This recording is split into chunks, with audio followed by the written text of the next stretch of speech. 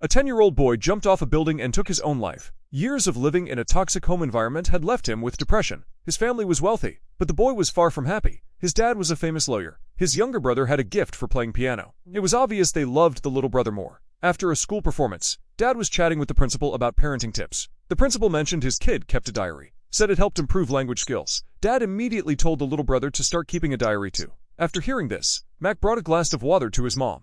But on the way home, Dad yelled at him for his pronunciation not being perfect. When they got home, Dad slapped Mom across the face, just because she made a donation to the school without using his name. The boy hid under his blanket in fear, but Dad ripped the blanket off and tore up all his comic books. Dad always expected too much from him, and having such a talented little brother didn't help. All this pressure was crushing for a 10-year-old, with nowhere to let it out. He would go up to the rooftop alone to vent. Up there, he'd shout words of encouragement to himself. After hearing the principal say keeping a diary could improve grades, he bought himself a journal and started writing about his daily life, hoping that if his grades got better, Dad would stop hitting him. But then one day, Dad said he was transferring the little brother to a better school. Said Mike's grades weren't good enough. Mike promised Dad he'd make it into the top 10 next time. But when the result came out, his grades still weren't good enough. The teacher noticed something was off with Mike, asked him if he was under too much pressure. His eyes kept starting around nervously. Mike couldn't tell Mom about any of this. When he got home, Dad was talking to the principal of the little brother's new school to keep Mike from bothering them. He told the maid to take Mike somewhere else to eat.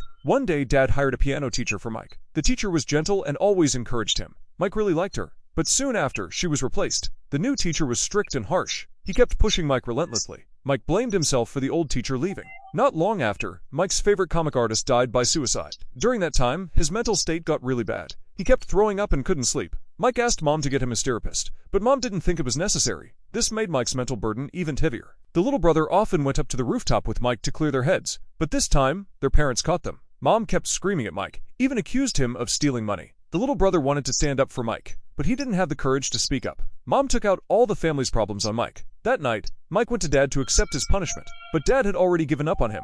All Mike could do was keep apologizing. Later that night, he climbed into his little brother's bed. He held his brother and they talked. Then he placed a recorder on the piano and practiced one last time. He wrote one final entry in his journal. He believed that if he was gone, the family would finally be happy. After finishing everything, he jumped from the rooftop and ended his life at just 10 years old.